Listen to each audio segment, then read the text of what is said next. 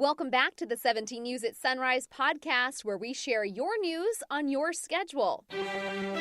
Working in the spirit of the Golden Empire, this is 17 News at Sunrise.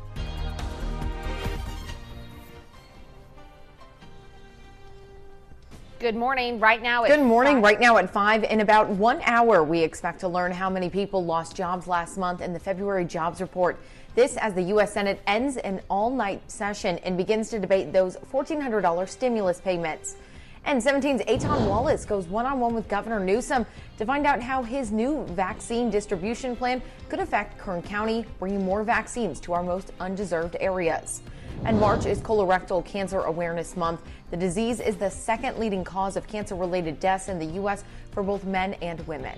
Today, we'll find out about the signs and symptoms, plus screening options available. Today is Friday, March 5th, 2021, and a little emphasis on that Friday. Good morning. I'm Nicole Gitsky in for Alex Fisher. Maddie Jansen is in studio. Yeah, it's been a long week, Nicole. I know especially yesterday you had a very long start to your Thursday, as we saw here on Sunrise. But yeah, it is finally Friday. We're heading toward that weekend, and it's going to be beautiful. So let's check out that forecast now. Kevin's joining us at home. Good morning. Yeah, we are looking at a beautiful day out there. Yesterday we hit lower 70s. Today we'll be in the mid to upper 70s here in the valley. Right now we've got the clear skies out there, and we're in the 40s, so definitely grab a jacket if you're headed out the door. 46 degrees, light wind out of the south-southeast at 9 miles per hour. As we take a look at the hour-by-hour forecast for today, you'll see these temperatures on the rise into the mid-70s. As we take a look at the mountains, we've got clear skies there, 41 degrees, a little bit of a breeze out of the east at 13, and we will see a little bit of a wind up there throughout the day. Temperatures will be nice, though, as you can see, rising into the 50s by 9 a.m. and 60s throughout the afternoon. We'll talk more about our weekend weather and a chance of rain and mountain snow headed our way next week in just a bit. All right, thanks so much, Kev. We begin this morning with an exclusive one-on-one interview with Governor Gavin Newsom. The governor spoke one-on-one with 17's Eitan Wallace yesterday about his brand new plan to allocate more COVID vaccine doses to the state's most vulnerable populations. Governor Newsom's new plan targets people residing in areas described as more vulnerable communities. 40% of all new COVID doses will be allocated to 400 vulnerable zip codes, impacting some 8 million people. Metrics used to determine which zip codes will fall into the vulnerable category include household income, education level, housing status, and access to transportation. While the state did not immediately provide which specific Kern County areas qualify under the plan, Newsom promised the Golden Empire will benefit. How will this impact Kern County? Look, Kern County is a perfect example of a community that has been underrepresented, underserved, and we have big challenges. We've had it with testing, and so what we're trying to do is supplement our existing efforts, and Kern County will be a disproportionate beneficiary of the announcement today in terms of vaccines that will go into the county and vaccines that now will be made available. 40%.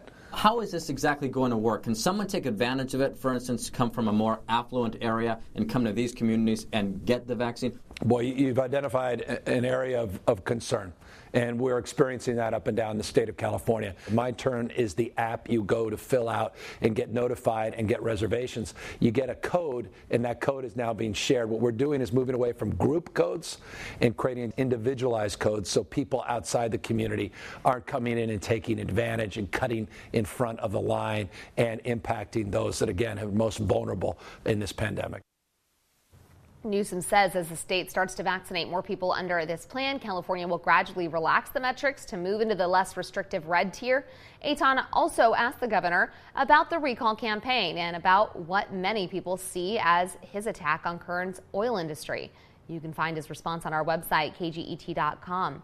Last night, the governor's office released a list of the 400 zip codes considered vulnerable. They include areas of Bakersfield, Arvin, Lamont, Delano, Shafter, California City, Boron, Frazier Park, and Golden Hills. Big news for young athletes across California as sports are set to return statewide. A deal was reached in a lawsuit filed against California by Let Them Play California, a San Diego-based organization. They recruited more than 700 coaches and over 60,000 students to demand youth sports restart after being shut down by pandemic restrictions. The lawsuit argued it was unfair youth and high school sports couldn't play while pro and college athletes were allowed to go forward. The decision allows indoor activities regardless of what tier a county's in, but high contact sports need regular testing. Later this morning, we'll see just how many people lost jobs last month. The federal government's releasing new unemployment numbers as the U.S. Senate ends an all-night session and begins to debate $1,400 payments and the rest of President Biden's coronavirus rescue plan. Tracy Potts has the story. Hi, Maddie. Good morning. Good morning, everyone. The Senate clerk finally finished reading that entire bill, page by page, just after 2 this morning here. So today, lawmakers can debate it and start introducing changes, while the president focuses on the economy. New unemployment numbers are coming out this morning. Thank you all for coming on in. President Biden gets an update on the economy today and joins a roundtable supporting his American Rescue Plan as new numbers show how many Americans are not working. The government reports 18 million people are drawing unemployment checks as the Senate considers limiting who gets $1,400 direct payments. Comfortable with having to limit the direct payment? Yes. The clerk will continue the reading. Debate on the American Rescue Plan starts this morning after the clerk 20 U.S.C. 7544A23 and other related activities. Read all 628 pages of the bill. The vast majority of this has nothing to do with COVID relief. State and local governments need assistance now to keep cops on the beat, to keep teachers, to keep firefighters employed. Count me out for a $1.9 trillion spend fest unrelated to COVID. Today, Democrats and Republicans offer amendments to add or take away from the plan. I will be offering an amendment to raise the federal minimum wage from $7.25 an hour. The president's plan is massively excessive. It needs to be cut back and focused where need is real. The need is real, but lawmakers disagree on how to deal with it. Senate leaders agreed to cut 20 hours of debate today down to 3. So we'll start seeing them introduce those changes later today. I'm Tracy Potts, 17 News. Now to new coronavirus numbers from Kern Public Health. 9 new deaths were announced yesterday. The death toll is now 926, but new cases continue to decline. 138 new cases were also reported yesterday. More than 7,000 residents are recovering at home with the virus. Since last March, more than 103,000 people have tested positive for the novel virus here in Kern County. And as the vaccine rollout continues and includes a wider swath of people, it's important to know if you are qualified for the vaccine. As of now, we are still in phase 1A and 1B.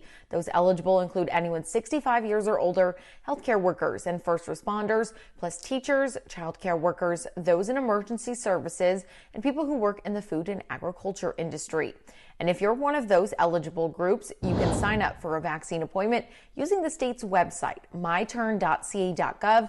You can also call 833-422-4255 to schedule an appointment. And if you need a ride to your vaccine appointment, you can get one. Kern County is launching a transportation service to the COVID-19 mass vaccination clinic at the Fairgrounds. The Department Aging and Adult Services will help you set up your appointment and their ride. To schedule a ride, call 868-7090. Also in coronavirus news this morning, a new report shows some people who take the Moderna COVID-19 vaccine are experiencing delayed skin reactions. Now that's according to a letter published in the New England Journal of Medicine. At least 12 cases have people who received the Moderna vaccine experienced a delayed reaction. The doctors say these patients developed large, red, sometimes raised, itchy, painful skin reactions a week or so after getting the first shot. The reactions cleared up after nearly a week, and most were treated with ice, but all went on to get the second shot and have had another delayed reaction. The authors say the reactions could be confused with a skin infection, but they are not infectious and should not be treated with antibiotics. Making headlines around the nation this morning, 2 more astronauts will venture out of the spacewalk at the International Space Station. NASA's Kate Rubins will join JAXA's Soichi Noguchi for a spacewalk this morning around 5:30. The 2 will venture out of the International Space Station. They will vent ammonia from the early ammonia system, along with other tasks, including replacing a wireless video transceiver. This will be the second spacewalk for Rubin. And NASA will provide an update on the Perseverance rover this afternoon. Mission team members will hold a teleconference to discuss the rover's first since landing. Perseverance touchdown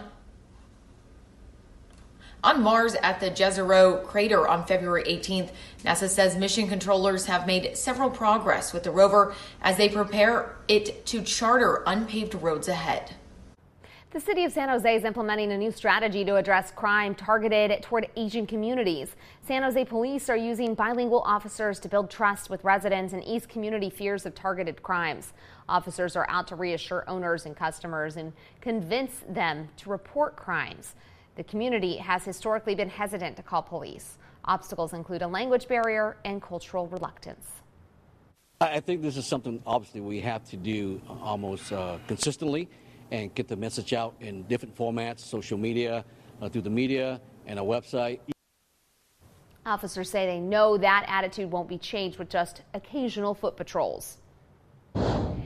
Now to a controversy in the classroom over an assignment from a Mississippi middle school teacher. Last night, parents protested outside the school district office in Lamar County. They're upset that an 8th grade teacher asked students to write about what it might be like during the period of slavery. District leaders say the teacher who assigned the activity did not have malicious intent.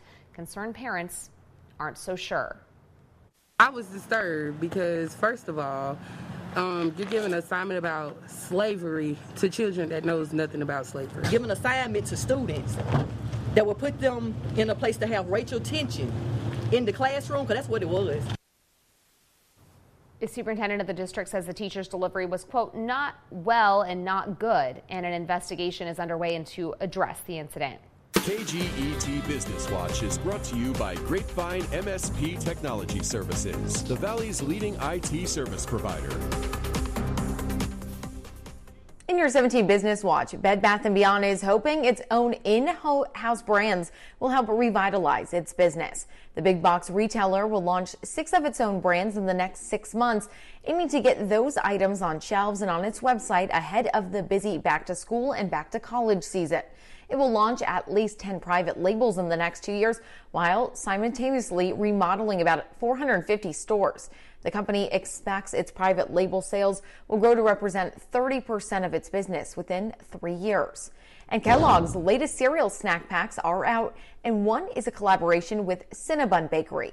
The Kellogg's Cinnabon Bakery-inspired Jumbo Snacks features the classic Cinnabon customers while at home or on the go. Now, the new flavor hit cereal aisles nationwide in April alongside new Kellogg's S'mores Jumbo Snacks. It features toasted graham crackers dusted with marshmallow and chocolate. A 12-pouch multi-pack will cost you about $5.49. We've all been spending more time at home over the past year, which might be one reason there's been an uptick in emergency room visits from injuries involving certain products. Liz McLaughlin has more on what parents should know during National Consumer Protection Week. Many of us are welcoming warmer weather and eager to get outside.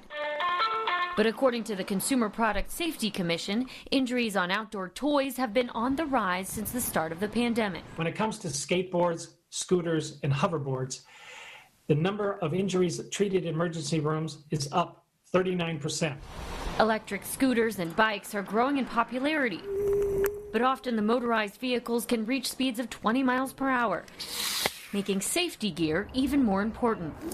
With any of these outdoor toys, you'll want a helmet that fits properly and has a sticker inside showing it complies with Consumer Product Safety Commission standards. And stay out of the street when possible, because this is where we see the biggest serious injuries. Injuries from ingesting batteries are also on the rise, especially small button batteries. When it comes to children age 5 to 9 years old, the increase is 93%, almost 100% increase from the year before. But the biggest category increase overall during the pandemic period is injuries from fireworks and flares. Safety experts suggest leaving fireworks to the professionals, even sparklers, which may seem innocuous but can still be dangerous. Because sparklers burn at the temperature of a blowtorch, and you wouldn't hand your child a blowtorch. Important safety reminders with spring fast approaching. Liz McLaughlin, NBC News. The 17 News at Sunrise podcast is a production of KGET and Nexstar Media Group. For more on all of the headlines in today's show, head to kget.com.